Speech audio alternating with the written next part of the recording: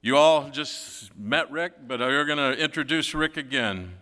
Rick Passarelli is the business manager of 18007, executive board member, and the chair of the UWUA Veterans Committee. Rick, come on up.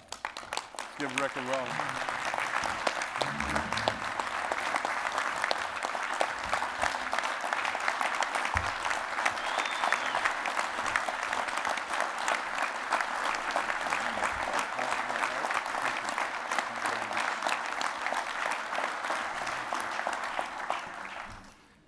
Good morning, brothers and sisters.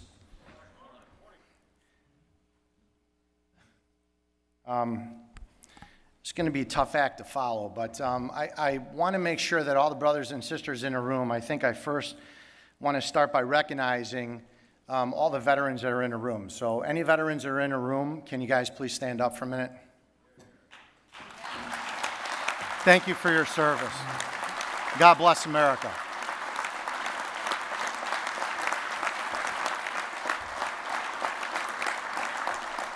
I also would just like to take a minute to recognize our national leadership.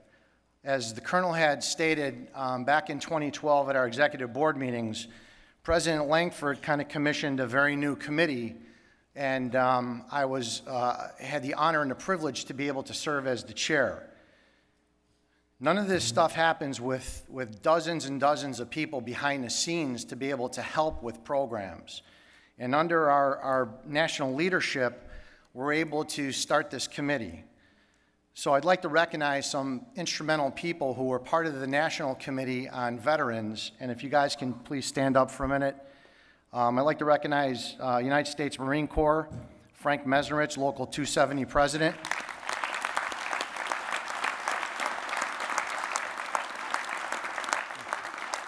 United States Army, Rich Harkins, Vice President, Local 223 in Michigan.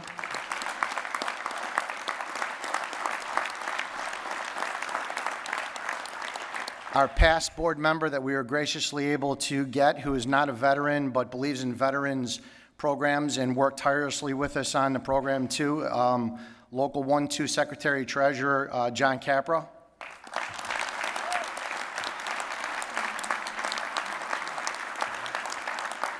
And now under President Slevin from Local 1-2 in New York, we're able to gain another committee member, and it's Anthony Padagna, our business agent from Local 1-2 in New York.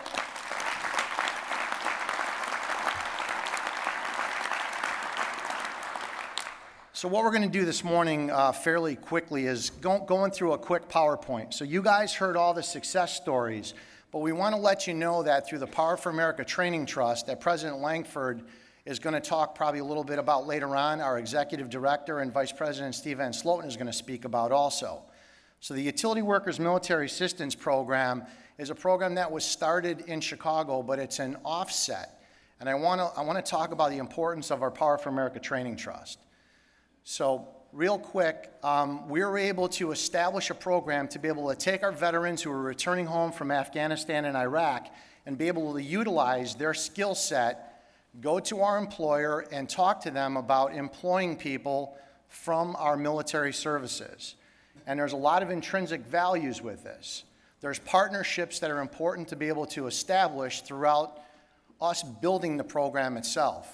As you can see, there's various different agencies, including the Easter SEALs, with Commander Mitchell and Colonel Sutherland, who've helped tirelessly.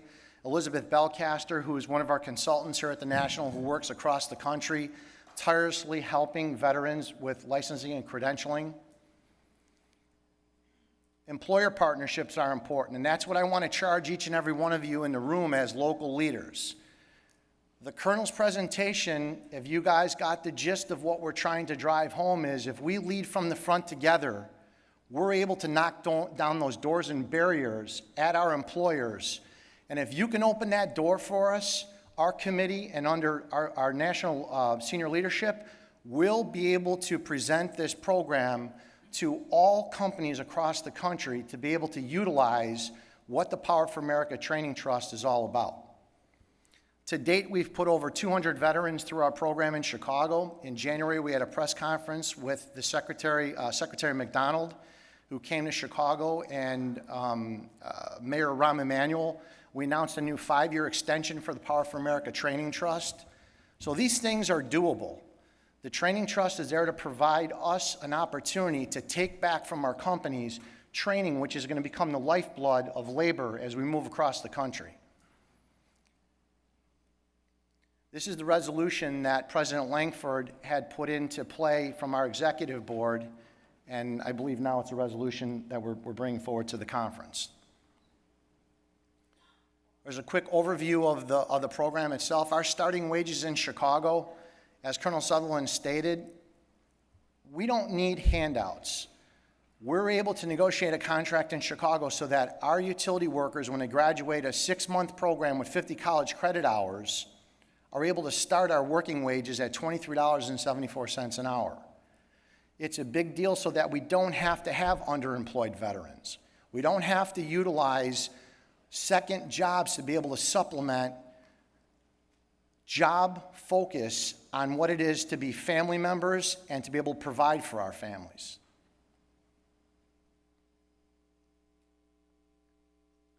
At this time, I'd like to call up both of our petty officers that were recognized earlier. If Tomasa and Chris can come up, please.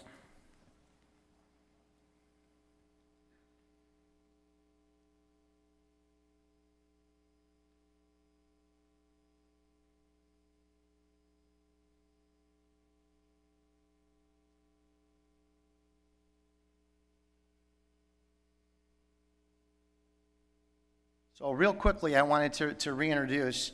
This is Petty Officer Tomasa Wickert, and Tomasa is one of our mentors.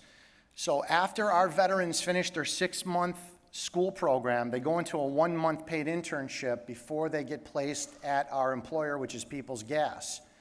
We've trained mentors who are our field workers, already established utility workers, to take our veterans by the hand the moment that they graduate into that internship and mentor them. So mentoring is a major component of what we've tried to build together with the program that we have so that all of us can make sure some of the things that have taken us years to adapt to on the job doesn't just end with the schooling and the training.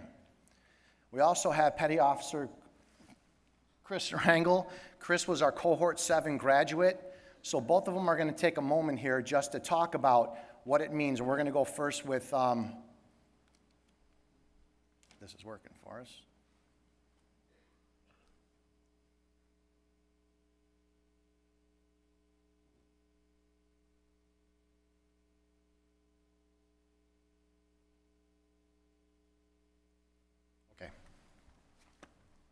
Good morning. First of all, I'm with the Colonel. I love God, I love my country, and I will die for you. That is right. Thank you. I also would like to thank President Langford, the entire executive board for standing by our veterans. Hoorah. Thank you, Rick, especially Rick, the chairman of the UMAP program, for his continued fight and always having our backs. That is the most important thing. And being a mentor, mentoring is not only coaching and training. Mentor is for life. So these guys know after I'm done with them, they can always call upon me for anything. And that's important. And I learned a lot from Rick. So I'd like to thank him most of all for always being in the fight for veterans. And finally, I'd like to thank all the delegates here today, and I'm very proud of you, and I want you to go back and get this program started in your states as well. And I'm a proud veteran, and I'm a proud utility worker. I've been 26 years in the gas company. I'm proud of that. I'm proud of being a veteran, and we can make a difference, and we need everybody to join up, make a difference for all the veterans. Thank you. God bless America, and have a good day.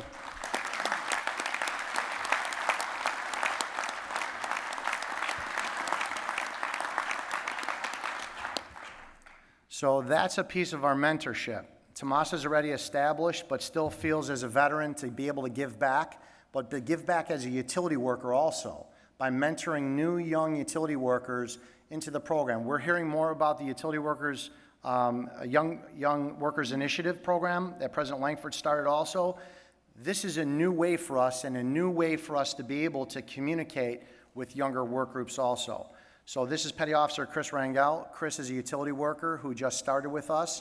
He's a Cohort 7 graduate and would like to say a few words. Thank you, Rick. Thank you, everybody. One of the proudest moments of my life was having the privilege of serving our country. I will never forget the people I've met, the places I've been, or the experience I've had while serving our Navy, which has led me to be here today. I hope in me being here, I can help spread the word about the Utility Workers Military Assistance Program. It has become an important chapter in my life. The program has helped in giving me the opportunity to provide a better life for my family and help other veteran families as well. I can tell you that not since my time in the service have I experienced this level of brother and sisterhood. Everyone that I have encountered throughout the program, from the instructors and the staff at the school, and of course our veterans and our local 18007, have helped the UMAP program become the success it is today. As you know now, Mr. Rick Passarelli has been here from the beginning. This program was his baby. He got the ball rolling for us. For me, the fact that he's a veteran means that much more because he's walked in our shoes and understands what it means to serve. Back home in Chicago at our local election last year, he ran unopposed for business manager. I think that speaks volumes about the work he's doing. Without him, this might not have been possible. I would like to personally thank President Langford and Mr. Passarelli for their leadership and for fighting for those who fought for us. Hoorah.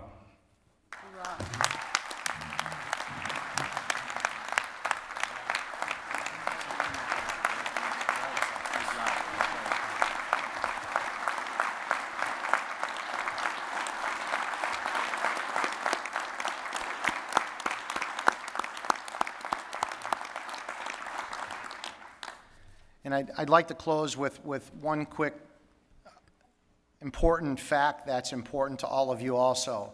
As you guys leave the conference and make your way back to your cities across our country, you need your local leadership. And without my local leadership at the local level under President Tim Girock, Vice President Adrian Duenas, our Recording Secretary Ray Tashina, Trustees Jason Carter, Luke Williams, and Brian Murray, none of this happens. It's a team effort at your local levels. And again, I urge you to go back, and I'm going to leave you with two words that are military lingo. The military lingo is Charlie Mike, which means continue mission. I'm asking you to go back to your locals, do what needs to be done so that we, as the National Union, can knock down those barriers and help you provide the tools to be able to put this program into your city and your employer also. God bless you.